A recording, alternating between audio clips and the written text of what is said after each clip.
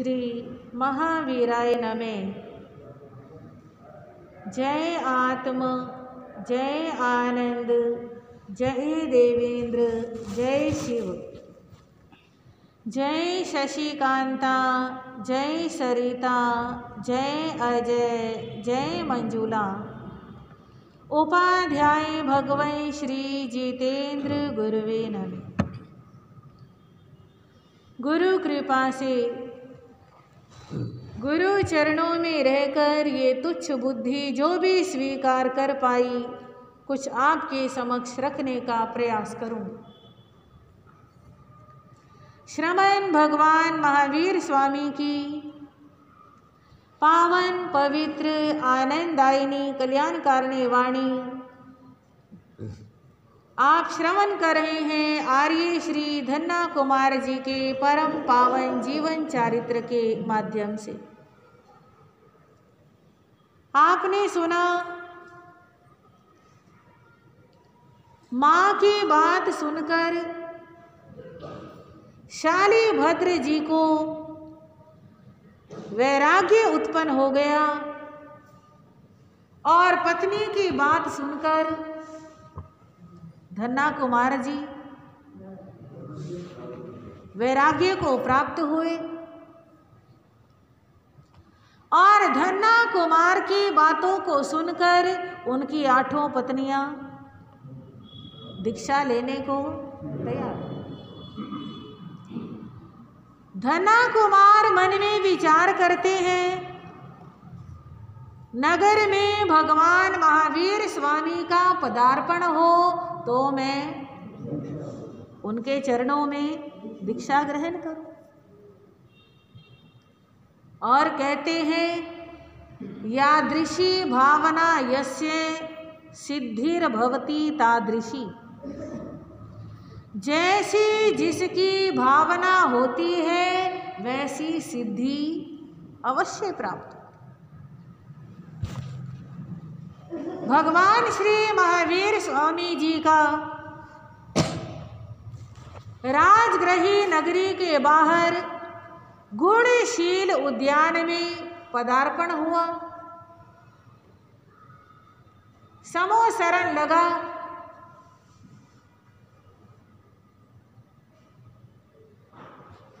और भगवान के पदार्पण की सूचना उद्यान के माली ने, उद्यान के वन पालक ने राजा श्रेणिक को दी और राजा श्रेणिक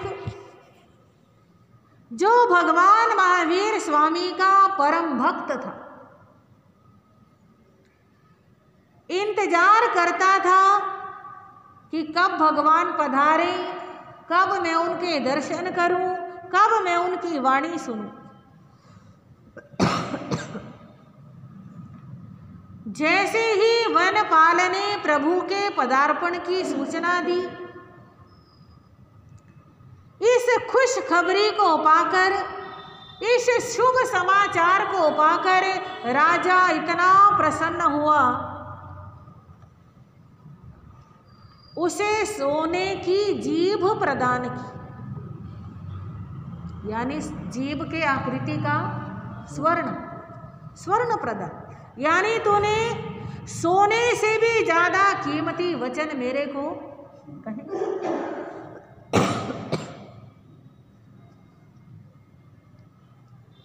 राजा श्रेणिक पूरे दल बल के साथ भगवान के दर्शनों के लिए चलता है। धन्ना कुमार को भी पता चला, वो तो इंतजार कर ही रहे थे। हृदय प्रफुल्लित हो गया, प्रसन्न हो गया। 8 पत्नियों को कहा आज भगवान पधारे हैं और आज ही हमको दीक्षा ले लेनी है। एक भी क्षण हमें इस शुभ कार्य में देरी नहीं करनी। तुम दीक्षा की तैयारी करो, मैं अभी गया और अभी आया। धन्ना कुमार वहां से चले और शालीभद्र के यहाँ पहुंच गए। सेठानी भद्रा ने धन्ना कुमार का बड़ा स्वागत किया, सत्कार किया कि जवाई राज आज पहली बार आए हैं और कोई निमंत्रण नहीं, कोई पूर्व सूचना नहीं, अचानक आए हैं। ऐसा लगता है इन्हें भी शालीभद्र के वैराग के बारे में पता चल गया होगा और ये शालीभद्र को समझाने आए। हमारे समझाने से तो नहीं समझे, पत्नियों के समझाने से भी नहीं समझे, हो सकता है बहनोई के समझाने से समझ जाए।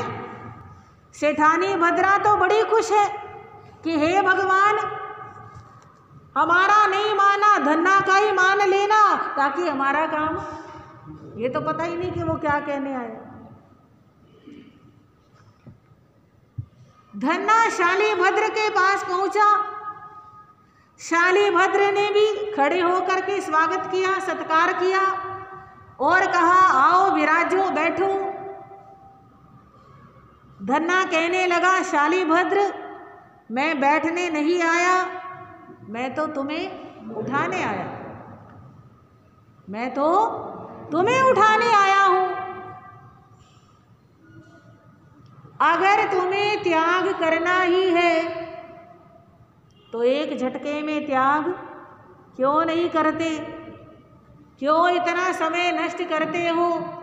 जानते हो एक एक पल अनमोल होता है। तुम एक एक पत्नी को समझाने में समय लगा रहे हो, मैंने तो 8 का एक साथ त्याग कर भी दिया है और मैं 8 पत्नियों के साथ दीक्षा लेने जा रहा हूं। आपको भी आज ही दीक्षा लेनी है और हमारे साथ ही दीक्षा लेनी है। पल पल बीतता जा रहा है, आयु समाप्त होती जा रही है। इनकी चिंताओं में समय नष्ट मत करो। पत्नी का क्या होगा, बच्चे का क्या होगा, माँ का क्या होगा, कोई कुछ सोचने की जरूरत नहीं है। क्योंकि जो क्षत्रिय होते हैं, जो शूरवीर होते हैं, वे जब युद्ध के क्षेत्र में जाते हैं तो पीछे की चिंता नहीं करते। वे युद्ध में आगे आगे बढ़ते चले जाते हैं। उनको जख्म भी लगते रहते हैं, फिर भी आगे बढ़ते जाते रहते हैं और लड़ते लड़ते शूरवीरता को यानी वीरगति को प्राप्त हो जाते हैं। ऐसे ही हमें भी कर्मों के साथ लड़ाई करनी है। पीछे की चिंता छोड़ो और आगे बढ़ो। धन्ना की ये बात शालीभद्र ने सुनी, वो भी उठ करके खड़ा हो गया। तुम बिल्कुल ठीक कहते हो, चिंता करने में समय नहीं लगाना। तुम आज दीक्षा ले रहे हो, मैं भी आज तुम्हारे साथ ही दीक्षा लूंगा। वहीं पे पत्नियां भी खड़ी हैं, वहीं पे माँ भी खड़ी है। माँ कहती है ये क्या, हमने सोचा था कुछ और हो गया कुछ और। पर ये सबको समझ में आ गया कि अब तीर कमान से निकल चुका है, अब बात बनने वाली नहीं है। आखिर सेठानी भद्रा राजा श्रेणिक के पास जाती है और जा करके राजा को कहती है, राजन, मेरा बेटा शालीभद्र सारे वैभव को छोड़कर, परिवार को छोड़कर दीक्षा लेने जा रहा। और मैं आपसे निवेदन करती हूं कि मैं अपने बेटे का दीक्षा का महोत्सव बहुत बड़े स्तर पर मनाना चाहती हूँ। आप मुझे अपने राज चिन्ह दे दीजिए ताकि मैं अच्छी सी शोभा यात्रा निकाल सकूं। राजा ने कहा, बहन भद्रा, सारा कुछ तुम्हारा ही है। शालीभद्र की दीक्षा का उत्सव मैं स्वयं मैं स्वयं करूँगा। आज भी ये परंपरा चल रही है। जब कोई दीक्षा लेने वाला लगता है, कोई बैरागी बैरागन होता है, तो जो श्रद्धावान श्रावक श्राविका होते हैं वो क्या कहते हैं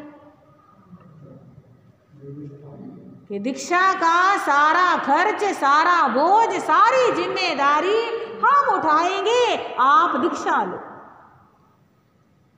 करते हैं ना, माता पिता बनते हैं, समाज मिलकर के काम करती है, सब भाग भाग के काम करते हैं। अपने घर में कोई शादी हो, कोई फंक्शन हो तो यूँ लगता है कि कोई साथ दे, हाँ।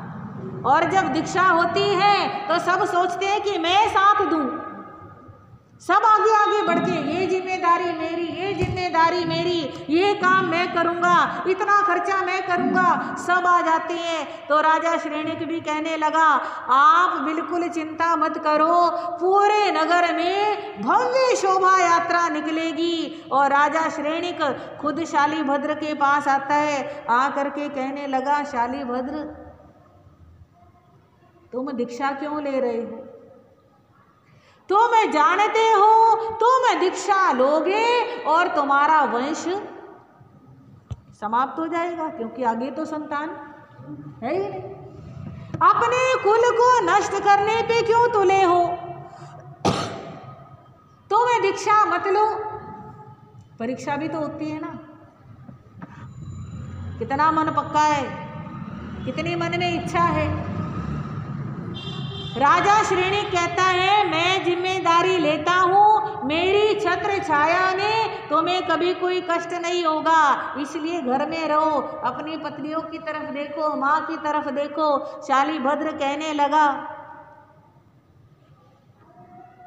आप जो कहते हैं वो बिल्कुल ठीक है, आपकी छत्र छाया में तो कोई कष्ट नहीं होगा, परंतु ये जन्म मरण का कष्ट ये तो हमारे साथ भी लगा है और आपके साथ भी लगा है। जैसे अनाथी मुनि ने कहा था, राजन आप खुद भी अनाथ हो तो मेरे नाथ कैसे बनोगे? आप स्वयं जन्म मरण के चक्कर में फंसे हो, मेरी रक्षा कैसे करोगे? शालीभद्र ने कहा, जन्म मरण से मुक्त होने के लिए संयम लेना अनिवार्य है। मैं तो संयम भार लूंगा और 8 कर्मों का कर्जा जो मेरी आत्मा पे चढ़ा है वो 8 कर्मों का कर्जा होगा। आखिर दीक्षा की तैयारियां प्रारंभ हुई। शालीभद्र को खूब उबटन लगा लगा के स्नान कराया गया, आखिरी स्नान है। बड़े अच्छे वस्त्र आभूषण पहनाए गए, एक ऐसी पालकी बनाई गई जैसे रथ यात्रा निकलती है ना, रथ में बैठाते हैं, ऐसे एक पालकी ऐसी बनाई गई जिसे 1000 पुरुष मिलके उठा सके। उस पालकी में शालीभद्र जी बैठे हैं, दोनों तरफ चंवर ढोले जा रहे हैं, खूब धन की वर्षा की जा रही है। पूरे नगर के अंदर शोर मच गया कि सारे नगर के प्रसिद्ध व्यक्ति और सबसे अमीर व्यक्ति ये क्या बन रहे हैं? साधु बन रहे हैं। जिसे देखो वही दौड़ा आ रहा है देखने के लिए। जरा नज़ारा देखें, क्या होता है, कैसे होता है, ये साधु क्यों बन रहे हैं? जितने मुंह उतने बातें, कोई कुछ कहता है, कोई कुछ कहता है कि भला इन्हें क्या सूझी, सब कुछ इनके पास है, कोई कमी नहीं है, और फिर भी ये क्या ले रहे हैं? दीक्षा ले रहे हैं। क्या इनके मन में आया? माँ की तरफ नहीं देखा, पत्नियों की तरफ नहीं देखा, और कोई कोई अनुमोदना भी कर रहे हैं कि जैसे ये दीक्षा ले रहे हैं वैसे हम भी हम भी कभी दीक्षा लें। सबके अलग अलग भाव हैं। खूब बड़ा जुलूस निकल रहा है, उधर से धन्ना की शोभा यात्रा भी आ गई। दोनों शोभा यात्राएं एक साथ चल रही हैं। समोसरण के बाहर पहुँचे, पालकियों से नीचे उतरे, भगवान के पास आए। भद्रा सेठानी कहने लगी, भगवान आपको शुद्ध आहार और प्राशुक पानी की भिक्षा तो कोई भी बैराते हैं, पर आज मैं अपनी बेटी, अपने जवाई और अपने बेटे की भिक्षा दे रही। आज जिन शासन में मेरा भी हिस्सा हो गया, हिस्सेदारी होती है ना, पार्टनरशिप में जैसे काम करते हैं, इतना हिस्सा मैंने डाला, इतना उसने डाला। आज जिन शासन में मेरा भी सिर हो गया, हे भगवान, ये बैरागी आत्माएं आपके चरणों में आई हैं, आप कृपा करो, इन्हें दीक्षा प्रदान करो। बैराग तो इन्हें है, अब इन्हें संयमी बनाओ, अपने चरणों में रखो। भगवान ने कहा, आहा सुहम देवानुपिया, अर्थात जैसे तुम्हारी आत्मा को सुख हो वैसा करो। भगवान का संकेत पाकर एकांत में जाते हैं, वेश परिवर्तन करते हैं, भगवान के पास आते हैं और भगवान उन्हें करे में बनते, दीक्षा का पाठ देते हैं। और माता भद्रा आंखों में आंसू लेकर भगवान से कहने लगी, भगवान आप जानी जान हो, सर्वज्ञ सर्वदर्शी हो, सब कुछ जानते हो। ये सारे बच्चे बड़े सुखों में पले, इन्होंने कभी कोई कष्ट देखा नहीं है, पर अब इतना कठिन साधु जीवन ये ले रहे हैं। आपने इनका ध्यान रखना, क्योंकि जिसने कभी कष्ट ना देखा हो वो एकदम कष्टों की बाढ़ के बीच में आ जाए तो उसको संभालना, शरीर से भी संभालना और मन से भी संभालना। जैसे मेघ कुमार के जीवन में कष्ट आया था, जानते हो ना, राजा श्रेणी के बेटे मेघ कुमार ने दीक्षा ली थी। दीक्षा की पहली रात ही जब आसन लगा है, सोने के लिए तैयार है, पर कोई मुनि आ रहे हैं, जा रहे हैं, किसी का ओगा छू रहा है, किसी का पांव छू रहा है, कभी मिट्टी उड़ के आ रही है, सारी रात सो नहीं पाया। शरीर के कष्ट से मन आकुल व्याकुल हो गया, सोचने लगा भगवान का बाना भगवान को सौंप के मैं तो अपने घर जाऊंगा। और भगवान ने उसको क्या किया, संभाला, उसको समझाया। बस इतने से कष्ट से घबरा गए। इससे तो तुम हाथी के भोग में अच्छे थे, 3 दिन पांव ऊपर रखा एक खरगोश को बचाने के लिए, और मेघ कुमार संभल गया। ऐसे ही भद्रा सेठानी कहती है, ये सब सुखों में पले हुए हैं, कभी इनका चित्त डावाडोल हो तो आपने क्या करना है, इनको संभालना है। और अपने बच्चों से भी कहने लगी कि पुत्रों, जो शूरवीर होते हैं, कुलीन होते हैं, वे जिस मार्ग पे कदम बढ़ाते हैं उस पे आगे आगे बढ़ते चले जाते हैं, कभी पीछे मुड़ के नहीं देखते। आप जिस श्रद्धा से साधु जीवन ले रहे हो, याद रखना बड़े कष्ट आएंगे, पर कितने भी कष्ट आए अपनी श्रद्धा को डावाडोल नहीं होने देना। शेरों की तरह दीक्षा ले रहे हो तो शेरों की तरह निभा करके दिखाना। आप जितना अच्छा संयम पालोगे उतना तुम्हारे गुरु का नाम रोशन होगा। तुम्हारे वंश का नाम रोशन होगा, तुम्हारी माँ का नाम रोशन होगा, पिता का नाम रोशन होगा, तुम्हारे नगर का नाम रोशन होगा।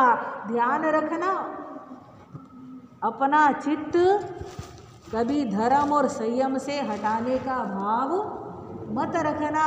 मेरा आशीर्वाद तुम्हारे साथ है, सबको समझा करके। बड़े तो यही शिक्षा देते। हाँ जी, जब घर से बेटी विदा होती है तो माँ बाप क्या कहते हैं?